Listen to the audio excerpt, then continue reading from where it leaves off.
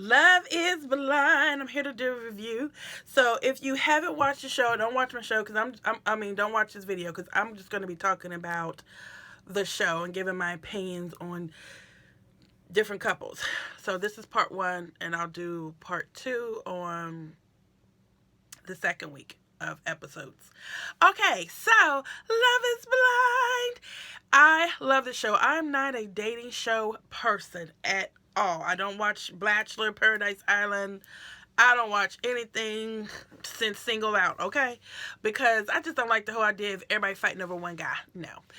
But this show is different, and I really love this show. It came on after, it actually kept popping up on Netflix, but it came on after I was watching P.S. I Love You, which is another good movie on Netflix, so watch that. The part two just came out, so part one and part two is very good, about love, all the things.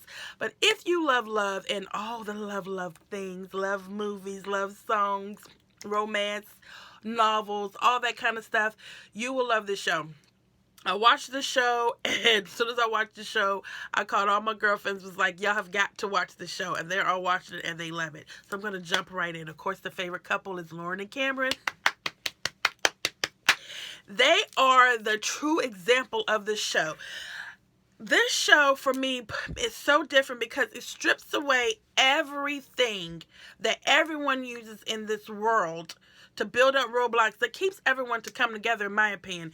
It strips away religion differences. It strips away, although they do talk about religion, it strips away appearances, looks, financial, height. I mean, all that kind of stuff it strips away, and you're just left with the hearts connecting with hearts and no expectations, which is why I'm such an advocate for young love. I got married at 19. I've been married 20 years. And I think it's so easy to fall in love when you're younger because you love without any expectations.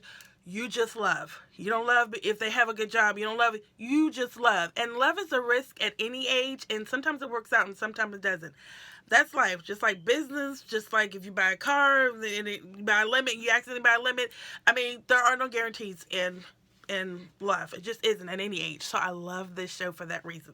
So the favorite couple is Lauren and Cameron. I love that they just fell in love. I love that Lauren told him that she loved him first.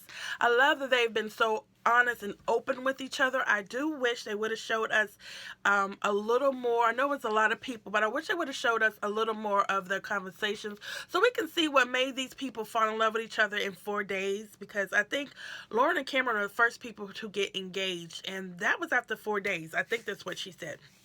But I love it.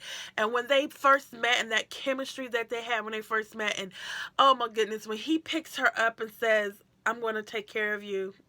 Isn't that all we want? We want a man to pick us up and say, I'm going to take care of you. Oh, and mean it. And I love a good bear hug. So their chemistry is just pew. I love it. And hopefully as they get into the real world, they won't allow the outside influence to remember what they had and just love each other. I love that she was honest about never having dated outside of her race, because most of us don't. We stay in our races. And although I'm an advocate as well for the black family and sustaining it and creating beautiful black babies that reflect your skin and your tone, I'm also an advocate for loving who you love. Love is love. I don't like when people say, I don't date black women, or I don't date black men, or I don't like that, because to me, that's self-hate. But if you just say, I just fell in love with this man because he was good to my soul, that's different. And that's what happened here. And that's also showing her getting out of her own way. I think that keeps so many people from getting married, is getting in your own way. We all make these lists, especially women of a certain age, of what we want and what we got to have. And even men are very superficial. A woman has to look a certain way. I'm a thigh man, I'm a butt man, I'm a breast man. Oh, she has to do this and that. And after you have the hips, tips, and fingertips, what's left? Who is going to hold your hand on your deathbed? Like, why can't I, what is his name? I cannot remember his name. Brenton? Not Barwin, but is it Brighton or something like that? Y'all know what I'm talking about. The one who's in the threesome relationship with Jessica and him and Amber and Elsie. He ends up with Amber, which is like, ugh, okay. They said chemistry is crazy. They're both beautiful people, so their chemistry is crazy. We get a little more in depth with him on the second week part of the videos. I'm still out on Amber. I'm not really sold on her. She's pretty, but I don't know. I really wanted him to be with LC because I think, especially as we hear more about his backstory, I think LC would have been good because she seemed very serious. I just feel like they would have really, really, really matched. And then we have Kenny and Kelly. They're very, very vanilla, and when they meet the families, it's very vanilla, and it's very vanilla. And I think there's more going on there than we think. So we'll find that out later. Gigi and Damon, I love them. They have a good chemistry. Amber has some things she needs to work on. I thought it was rude that she didn't let him that she interrupted him proposing. I don't know what the point she was trying to prove, but a strong woman can still let a man play his part and propose. I thought that was to take that away from him, I felt was rude. If she would have initiated the proposal, that's one thing, but to stop him, no.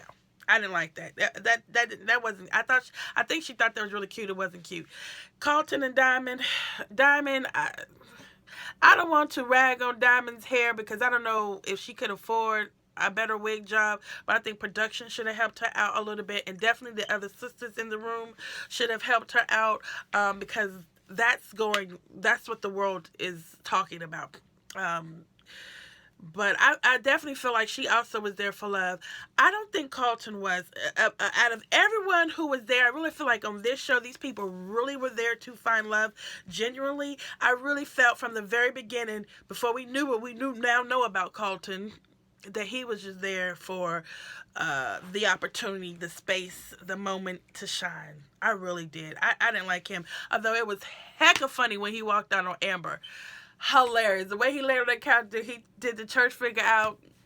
I was done. I was dying laughing because I didn't like her. Jessica has irked the bones in my soul.